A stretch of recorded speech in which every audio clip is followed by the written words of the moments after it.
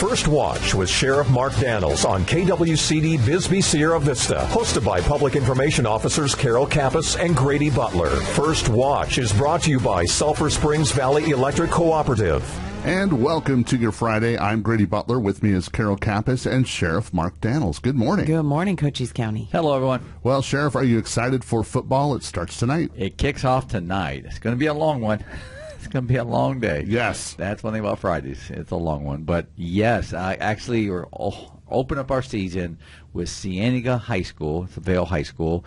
Against Buena. Buena's traveling up to Vail to play Cienega. Cienega is a tough program. They've kind of fell a little bit over the last few years. They're no longer in Buena's conference, but this has been a ongoing conference rival since Vail opened up their high school there. But I will say this, and this is something, if facts are correct, Buena's never beat Cienega at their home field. So tonight, let's see if they can do it. And I got a early prediction here on our First Watch show, they will beat them tonight. Buena's got a tough squad this year. They maxed out their squad. We've been saying this several years that when those freshmen hit seniors, stand by. They were good last year. They had not a hard schedule last year, but this year they got a very tough schedule after tonight. So again, they need to have to get this win tonight to move because they're going to play some tough teams coming up. But again, I think Buena's going to pull it with ease tonight. And the pregame is at 6:30 tonight right here on KWCD. Can also download the KWCD app and listen that way. And since this is a away game, if you're not going to be traveling with them, the radio is a perfect way to listen in. It truly is. Listen, again, the pregame, we'll talk about all the schools playing in Cochise County. And I know there's a lot of hype on Tombstone High School, Grady, where what's going on in Tombstone. So we're going to get some research on that today. We'll talk about that tonight. But no, you hate to see Tombstone made the playoffs, I believe, last year, and then also now they don't have a team. So I know their coach from last year is not coaching this year, which is unfortunate. He was a really good coach. I'm not sure what happened there, but yeah, a lot of scuttlebutt there. I just don't know what all the facts are, so I want to get some more information. But then I saw late last night that they were going to keep on playing, so either way, it's gonna be a tough one there for Tombstone. And let's talk about a little bit of history about you calling football. You've been calling the Cochise County football for a few years, but it even goes back further into the 1970s. Kind of give us the history. Yeah, so I'm going to give a big shout-out to Steve Kurtz and Kevin Caroline. They started this. They called for like 50 years, Grady, here at this radio station. They did some other stuff before that, but this was their home. This was their home for calling high school football, especially the Buena Coats. That was their home school. About 8 years ago now it's been, something like that, 8+ years.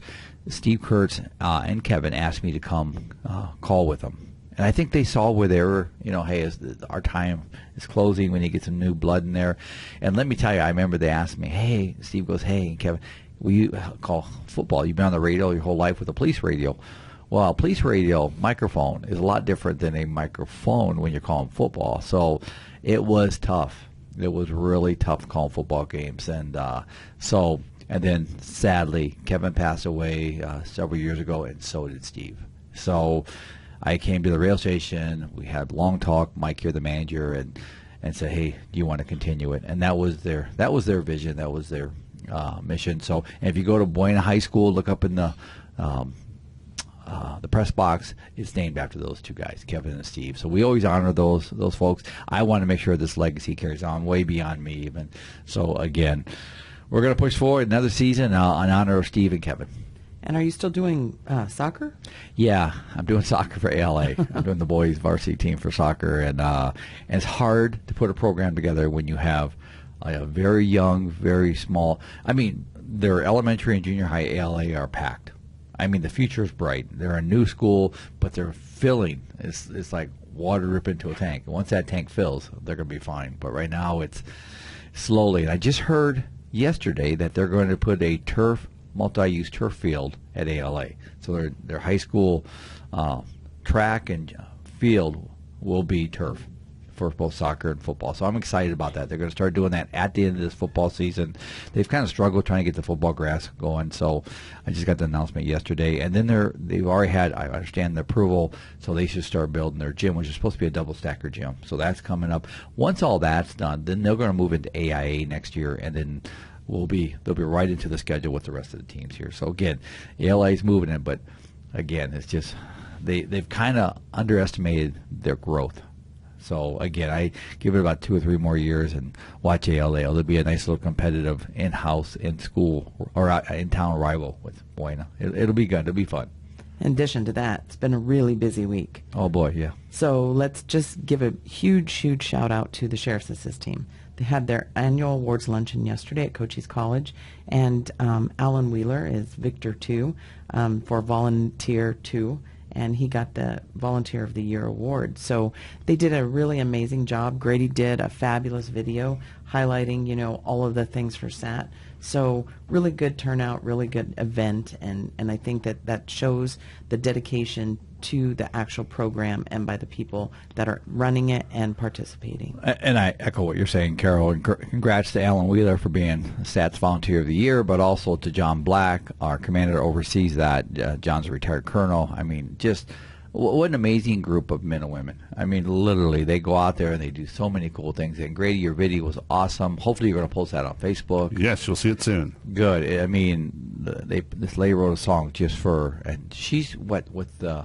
She does like the Cowboy Poetry Association when they come down here, and she does state fairs, so she's kind of at that level. But yeah, she put out a song called "The Heart Behind the Badge." Yeah, it was amazing. And the U.S. Attorney was there from Arizona, Tim. He goes, "Wow." He goes, "Who is that?" And I go, "I don't know." Her name is Joni Harms. Yeah, Joni, nice job on that. It was really nice. So hopefully we can get that on Facebook. You all can see that. And thanks to all the police chiefs in the county that showed up to support this. Melanie from the chamber, Scott, the CEO at the Canyon Vista Medical Center, so many, Cynthia and Jackie Clay, Kathy Trevick, our treasurer. So many people showed up in support of these volunteers. So thank you, everybody. Mark Savage, the fire chief from Fry. Everybody. I know I'm missing a lot of people. The Rotarians came out. They came out just to support these volunteers because our volunteers are part of this community. They're interweaved so well into the community. And the U.S. Attorney was also at the SAT meeting, but he was here for other reasons. He did. So Tim Corshey is the new U.S. Attorney for Arizona.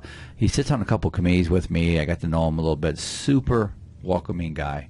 So he had asked me if he can come down and spend time. He had a meeting with Fort Huachuca on some stuff, and so I said, of course. So he came down, and sadly he had to leave early, though. Sadly, the report there was, if you haven't seen on the media, there was the DEA task force was executing, arresting an individual, and it went to a shootout. The DPS officer that is signed to DEA, and those are all part task forces, both the DEA agent and the DPS officer were shot in the head.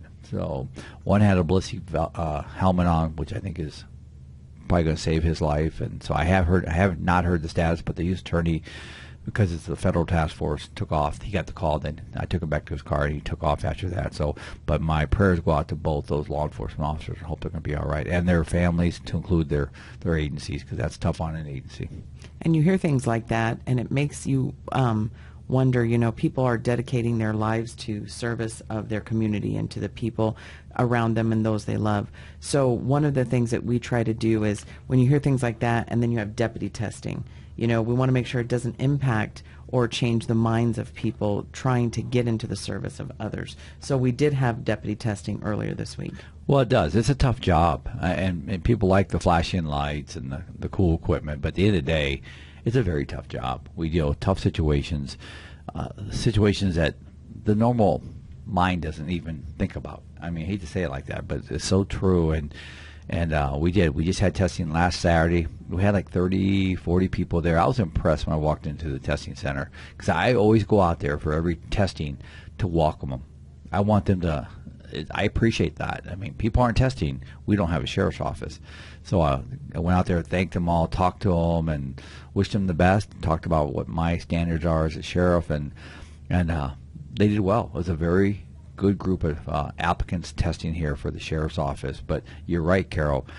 We talk about they're part of our family. They're an extended part of all our families, and so are their immediate families. So we talk about that because what happened yesterday in Tucson, I mean, it's just not about the officers. It's also about their families. And how can we embrace that? Because it's traumatic. Those families both are suffering this morning, I promise you.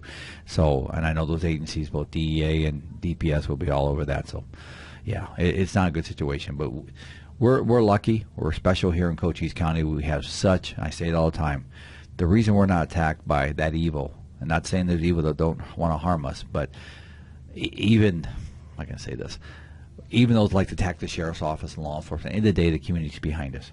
And I say that as long as we're standing united, good luck trying to get us. Wow, you're attacking the community now, and that's what makes us strong. We also had a meeting this week with 88 Crime. Tell us about that. 88 Crime is a nonprofit organization. Right now it's ran through the Pima County Attorney's Office for that county. You know how many investigators the Pima County Attorney's Office has, Grady? I do not. 18. They have 18 sworn certified police officers that work for that Pima County Attorney's Office for follow-up, doing things, whatever the case is. But it's a 88 Crime. It helps law enforcement. So if you have a tip or you want to provide information to help solve a crime, you call this 88 Crime number, and they give you a tip number. And so if it leads to an arrest of a suspect, that you get up to a $2,500 award, and depending if there's more supplemental money, it's a really good thing. We've always been part of it, but not, if that makes sense.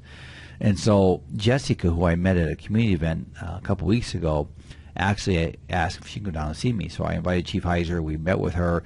So we're going to kick that off. We're going to kick 88 Crime off. It costs nothing, but it allows our citizens the opportunity to call with a nobody knows who you are. Nobody knows who you are. You can come on there, you get a tip line, and this is how it works. So if you actually give a tip, it leads to an arrest, you go to a local bank, you give them that tip number, and that's how you get paid. I mean, it's pretty simple. So you don't have to show ID, like, hey, I'm Fred. But if you want to testify or you want to get involved in the case, you have that option too. Hey, I want to talk to law enforcement. They hook that up too. So it's all confidential. It truly is. Nobody knows names unless you ask to be known.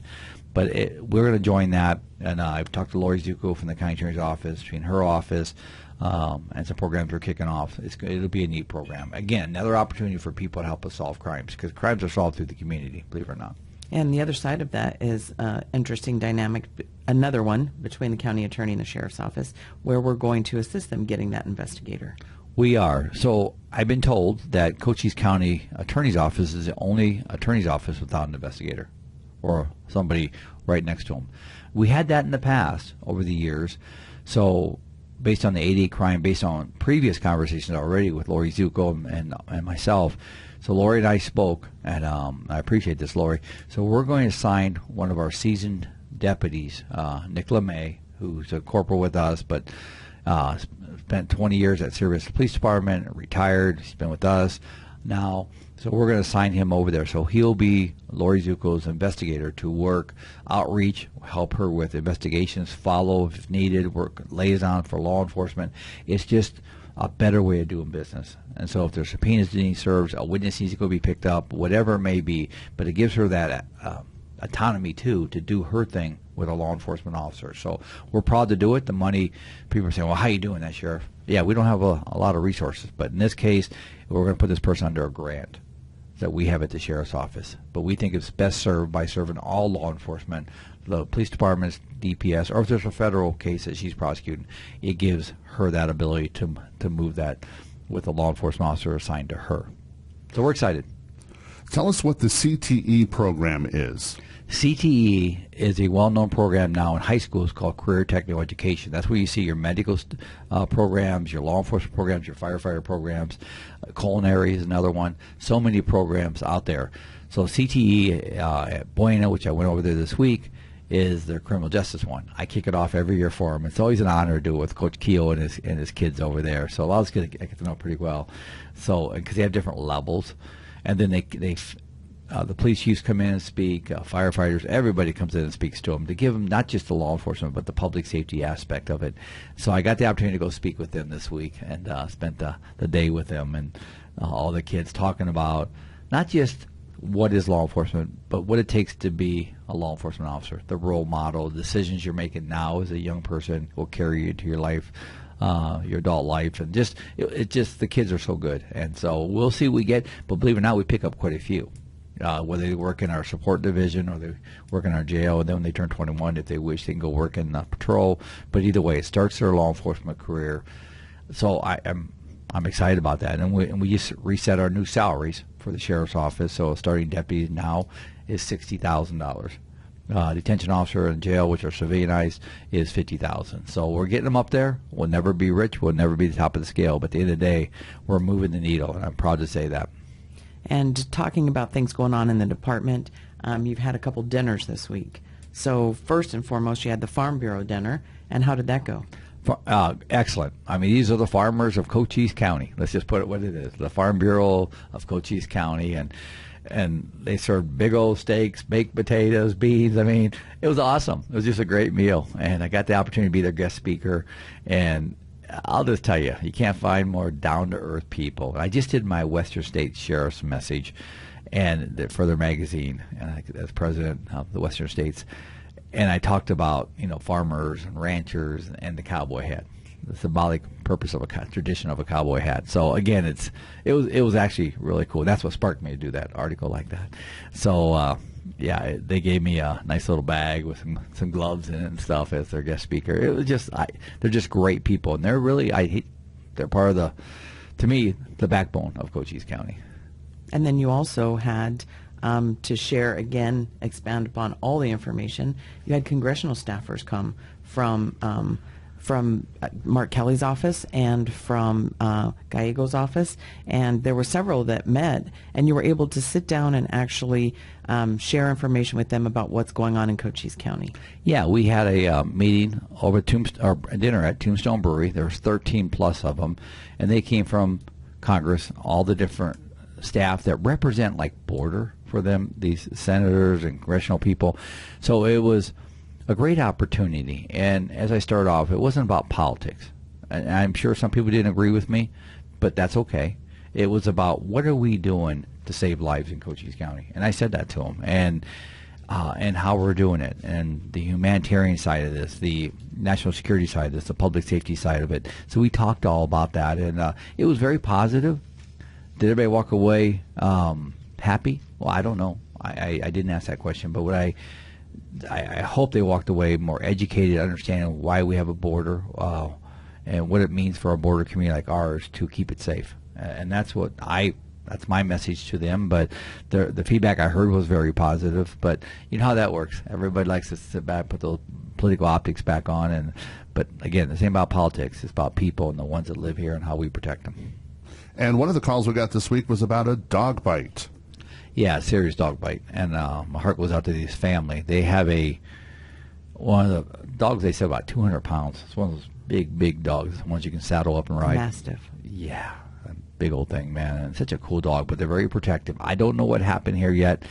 All I know is that 1:30 in the morning, the 911 call came in to the sheriff's office regarding this dog bite. And this was, I know at least one, if not both of them, got airlifted to Tucson. I mean, it was a pretty vicious attack and wasn't a good sight. And their own dog turned on them.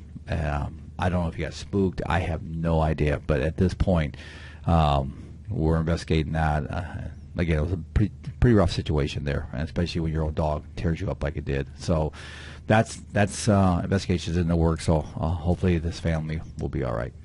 And with animals, Game and Fish was out in the Stump Canyon area. We were there to assist with multiple sightings of a bear. They've had them for several weeks now and becoming a nuisance, but really looking out for the safety and security of the residents and the safety and security of the animal. So they were able to locate a 200-pound sow mama bear and tranquilized it and just relocated the mama. Unfortunately, several hours later, the baby showed up. So now we have a small bear. It's not a teeny tiny baby from the pictures, but it's Boo Boo, and he's out there. And if you see him, please contact law enforcement so we can try to get Game and Fish out there and potentially get control of that animal and relocate it to where the mother was relocated to. Yeah, give us a call. We want to find Boo Boo. We want to get Boo Boo back to Mama, and that's a tough situation. And when you told me about this morning, we were putting our production notes together on this show. It sounds so good, don't it? Production notes. But long story short is we need to find Boo Boo. I mean, it's just a a natural feeling. We got to get this bear back to his mom. I know as mom's been relocated. So if you're out there in Stump Canyon, correct, that's the canyon we're in. First of all, look around for Boo Boo. If you hear something in the brush and you see Boo Boo, call us right away. You can call the sheriff's office. We'll address that. We have a USDA individual assigned to us that we'll send him out there so we can find Boo Boo and get him back. So yeah, kind of a sad situation. And yeah, we're going to do everything we can. We might put the helicopter up there looking for him. See if we can find Boo Boo laying on the grass and get him back home. And your stop of the week is going to be educational on what is legal and not legal. Yeah, we've all seen this. Arizona passed a law where motorcycles can go between traffic. We've all seen it. But I want to go through, and this is really for the motorcycle riders out there. My traffic stop involved that yesterday. But we had a motorcycle rider splitting traffic. And I want to go through what the rules are on that. Because everybody thinks that, hey, we can go right down the road and just split traffic. So first of all, it starts off at least 2 lanes in the same direction, like a 4-lane highway. So you got to have that. Otherwise, it goes falls. 2-lane roads, one lane each way. That doesn't apply for this. We don't have lane splitting. Arizona. Somebody says, "Hey, Arizona's got lane splitting." No, there is no law for lane splitting. We have lane filtering, which means you have to travel. You got to be in a speed zone of less than 45 miles an hour. You can't weave in and out of traffic. You can't use the shoulder or go in the opposite lane to consider this lane filtering. Lane filtering, you got to be less than 15 miles an hour. Your speed on a motorcycle. Everybody's hearing this morning is going, no, they go a lot faster. Well, yeah, it's a very restricted law for filtering only, less than 15 miles an hour. And you have to be at a stoplight, or you have to be less than 15 miles an hour. So again, I share that with you because it's only seeing some of the reckless driving out there. The one I stopped yesterday and told him, and he agreed, and he even knew the difference between lane splitting, which we have no law, and lane filtering. Filtering just allows you to move up at less than 15 miles an hour when you're at a stoplight, or you're going 15 miles an hour. In most cases, it doesn't apply that way. So we want to keep our motorcycle riders safe out there. I'm a rider myself, so please be careful out there. All right, invite everybody out to Cochise County football before you go. Pre-game's at 6:30 tonight. Game kicks off at 7. Your Buena Colts are taking on the Cienega High School Bobcats out of Vail tonight. They'll be traveling up there, so hopefully you'll hear us at 6:30 tonight, 7 o'clock kickoff. And Carol, who do we have coming in next? We have Tammy Jo Wilkins. She's going to be talking all things about Trucking for Tommy. First Watch on KWCD Country is brought to you by Sulphur Springs Valley Electric Cooperative. Giving you an inside look to your sheriff's office. Let's go back to First Watch on KWCD. And it's brought to you by Sulphur Springs Valley Electric Cooperative. I'm Grady Butler. With me is Carol Kappas, and our next guest for an event called Truckin' for Tommy, we've got Colleen Scott. Good morning. Good morning. So Truckin' for Tommy is coming up a week from tomorrow, so That's next correct. Saturday. So what is Truckin' for Tommy? Truckin' for Tommy is an amazing event. It's designed for the entire family. We've got all kinds of activities and crafts all throughout the day. Truckin' for Tommy is also a fundraiser that's very near and dear to my heart. We've got excellent auction items, raffles. We'll be selling hot dogs and different snack foods all throughout the day. So it's a fundraiser for Tommy. Tell me about Tommy. Tommy is a sweet little 5-year-old energetic boy. He was recently diagnosed with Duchenne muscular dystrophy. And he's a little sweet guy that the town just wanted to come together and support. That's amazing. So Tommy likes trucks, I take it. Tommy loves trucks. Any and all trucks he gets all excited about. Hence the Truckin' for Tommy. There you go. So when people show up to this event, tell me about the trucks that they're going to see, all of the things that will be happening that they get to partake in. There's going to be tons of trucks, probably too many to name, but we do have a lot of activities throughout the day. We have tug-of-war, we've got musical chairs, we'll have a DJ there, all kinds of fun little activities like that. So it's going to be in Tombstone next Saturday. What are the times? That is correct. It's from 12 to 5, and it's up on the ball field, the Discover Ball Field, in Tombstone, right off of Allen Street. So real easy to get to, very accessible. And when we say trucks, what kind of trucks are we talking? Oh my gosh, we have fire trucks, we have water trucks, we have buses, we've got semi-trucks, we have trucks galore. That is so cool. And Tommy's going to have a great time with all of these trucks as well. Oh, yes, so he is. This is the community's chance to come and help a 5-year-old boy. And while you're there, you get to look at all the trucks and play tug of war and have hot dogs and raise money for Tommy. Sounds like a really fun event. Absolutely. We're really looking particularly forward to the auction. We've got amazing auction items that have been donated to our group. And we plan on auctioning these off. Of course, all proceeds, 100%, is going right back to Tommy. Tommy has a lot of medical needs and expenses that is coming up already, for his treatment, and we want to just be able to supplement that and help him out. And it's amazing to see the whole entire community come together with all these donations. Tombstone is an awesome community. It is very good. So tell us about some of the auction items. Oh my gosh. Well, we have a gun that's been donated by a local actor, and that gun was used in several movies, local movies and more. One that's near and dear to us is Trace Adkins used it in one of the movies he was in, just being filmed right here in Old Tucson, and it's going to be auctioned off. We have local paintings. We have a very talented gal in town who makes quilts. She's donated 3 beautiful handcrafted quilts. We have stays for Airbnbs. We've just got so many fun things, and it's smaller dollar items as well as all the way up to the bigger dollar items. Okay, we're going to remind everybody about the times and stuff in just a minute and invite everybody out. But first, let's talk about how we can find out more information. So any Facebook web pages, anything you have, let's hear it. Absolutely, we do. We have on Facebook, we have an event page for Truckin' for Tommy. And it even shows some of the auction items, but it has a map on it, so it's easy to identify how to get there, which you can't miss that in the first place. But you can go there, and you could even leave your donations there. You can communicate with the entire board there for anyone that might have any questions. All right, invite everybody out to the event next Saturday. Absolutely. Come on out. We're going to have a wonderful time. Truckin' for Tommy. Make sure you do check it out. That'll be next week. And also, we've got some more stuff. We got Tammy Jo in the building. She's going to talk about another event that's coming up. It's tomorrow, Showdown Weekend. That already sounds fun. What is that? Showdown is a 2-day event weekend in Tombstone, hosted and sponsored by the Tombstone Vigilantes. I am the chief of the Tombstone Vigilantes, Tammy Jo Wilkins. And we put this together every year to kind of kick off the fall. It starts at 10 a.m. both days, Saturday and Sunday. There will be street entertainment consistently throughout the day until about 4 p.m. both days.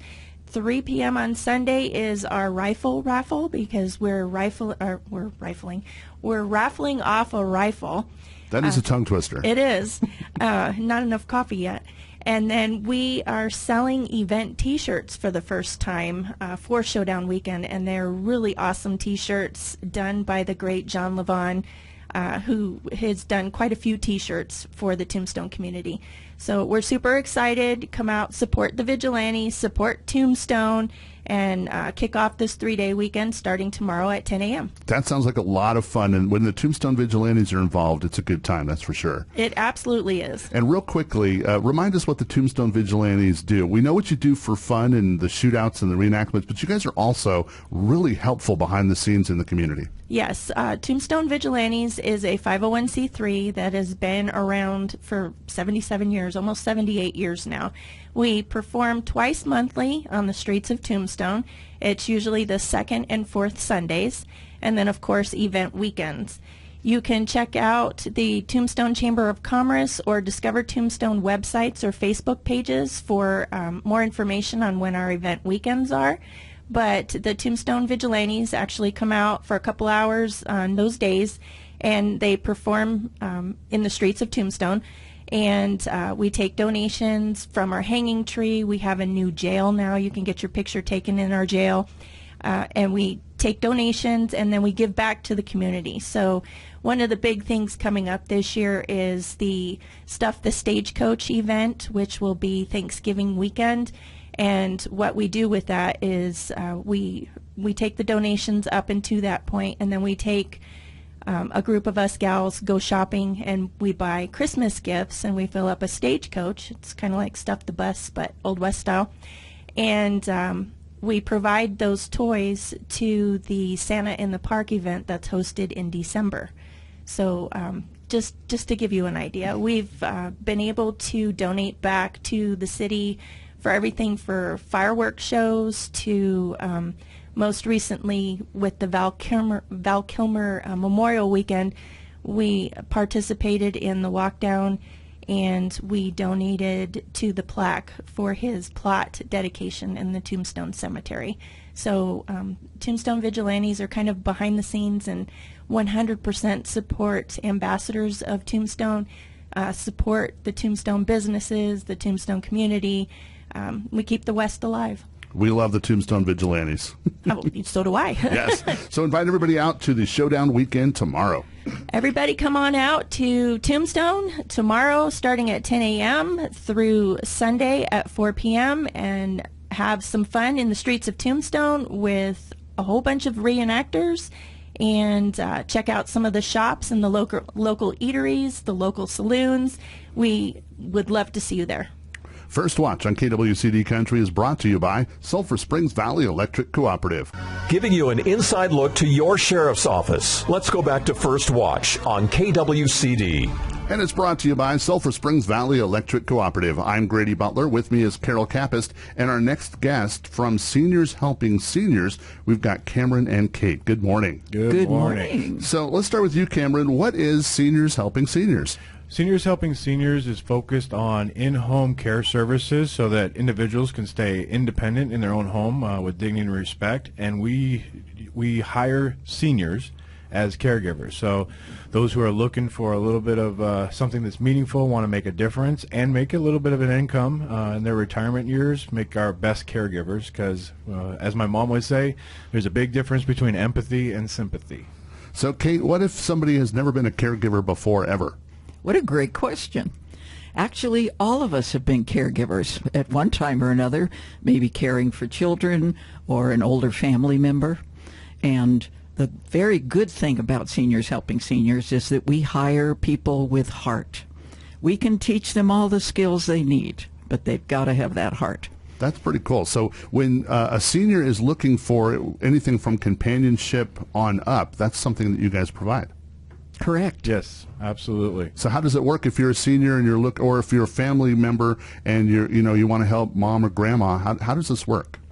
They give us a call at 520-487-4246. We got Facebook page, Southern Arizona Seniors Helping Seniors.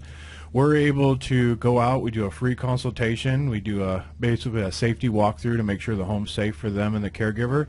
We talk about what types of support are needed. Some individuals, it's just a little bit of support once a week with meal reminders, grocery shopping. We all go up to personal care where we can help with showers or bathing. Sometimes it's shower standby. People don't, they're able to take their own shower. They just want someone in the home while they're there. And then we look at what would be a good schedule for them and have someone come out. And we found sometimes just a few hours a week can make a huge difference. And so is this like something you have to do for a year, or can you just do it for a week, or how does it work? There is no long-term contract. We go week to week. There are scenarios where individuals will come out of physical therapy, maybe that hip surgery. They just need us for 4 or 5 weeks while they're recovering at home. Other individuals, it's a longer relationship where they're going to need a little bit of support for mobility. We have other caregivers that focus on some of the cognitive challenges where they're forgetting to take care of themselves, so we're out there helping with meals. But we believe that it's something that we want people to want, and it's not tied to a contract. Our caregivers, I think, do the selling for us. Once they're in the home, individuals realize they didn't realize how isolated they were, how much it benefits to have someone there just checking in on them. And, when it's a senior, it's a friend to talk to as well. And it sounds like we talked a little bit about this earlier, that who's qualified for this. So what are the qualifications? Well, as Kate said, everyone's been a caregiver, and we just show them what they're not allowed to do. We do some of the training, go over HIPAA laws, confidentiality agreements, but also we do on-hands training because every home is a little bit unique or different. Some of our best caregivers, they weren't on Indeed. They weren't looking for a job. They saw it at a mall or at a church event or something, and they said, I just really want to make a difference. And they might only want 10 or 12 hours a week. So we want our caregivers to be comfortable with what they're doing. We go out and introduce them to the receiver, walk through the care plan, show them around the home, and then the relationship itself develops. And you use seniors, so is there an age cap or a group that needs to apply? I always get asked, what is a senior? Yes, what is a senior? So we for companion care, where that's really around the housekeeping, meal preparations, medicine reminders, sometimes transportation to doctor's appointments, 50 plus. We do have an individual that's 82. We have a lady that's 78, and she actually cared for someone that was younger than her. She rides horses every day and just wanted to do something to make a difference. So the physical ability is something that we really focused on, not the age, and then what are the things that they're comfortable doing. So our gentleman who's 82, he's not doing housekeeping. He's going out and helping people walk and doing transportation. So it sounds like there's lots of levels and different variations of who wants to do what. I mean, it sounds like it's kind of all-inclusive. We want it to be all-inclusive because it's hard to know what you need today compared to next week compared to 2 months. So sometimes we start with just a few hours a week that eventually could grow to a couple days a week. Sometimes the caregiver, their ability will need to change if mobility is transitioned or whatnot. But the companion care still, stays with them, and they'll go out and they'll do meals, and then we have someone else that goes out and does showers. So if you need companionship or help, or if you're looking to provide companionship or help, how do you become a caregiver? Give us all the contact information. So for caregiver or receiver, we don't use the word clients. We work with those who receive care, and we are caregivers. It's Southern Arizona. SHS.com. So it's Southern Arizona spelled out, and then Seniors Helping Seniors abbreviated. You can Google Southern Arizona Seniors Helping Seniors, our website, our Facebook page, Instagram, YouTube, all of our connections are right there. There's a quick apply on our Facebook page and on our website, and there's also one saying I want to receive a little bit of assistance. We give you a call. We do a free consultation. It's not a sales pitch. Honestly, it's really just an education and information gathering where you could say, I might need this someday. Let me just find out what it is. But we don't want our caregivers going out where they're not wanted. So don't feel pressured. It's just information gathering, and we'd love to tell you what we can do. Well, we thank you for what you do in the community and helping our seniors help each other. I love it. Thank you. Thank you for having us. Thanks for coming in. First Watch on KWCD Country is brought to you by Sulphur Springs Valley Electric Cooperative.